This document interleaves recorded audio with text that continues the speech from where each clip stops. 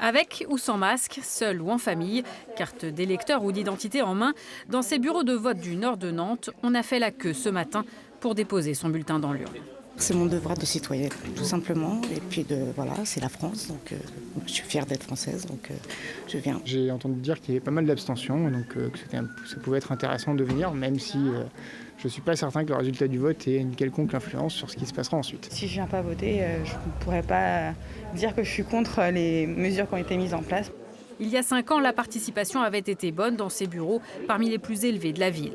Stable ce dimanche, un électeur sur 4 a choisi le matin pour voter. À quelques kilomètres de là, autre quartier prioritaire. Ici, en 2017, le taux de participation définitif était de 10 points inférieur à celui de la ville. En milieu d'après-midi, le chiffre provisoire avait chuté de 5 points. Il faut attendre un petit peu dans la journée, tout le monde n'est pas encore venu, les gens vont venir peut-être un peu plus tard. Il faut voir, il faut attendre un peu, je pense. La plupart des votants n'auraient raté cette journée pour rien au monde. J'avais hâte de venir d'ailleurs. Et là, j'espère que ma voix va compter.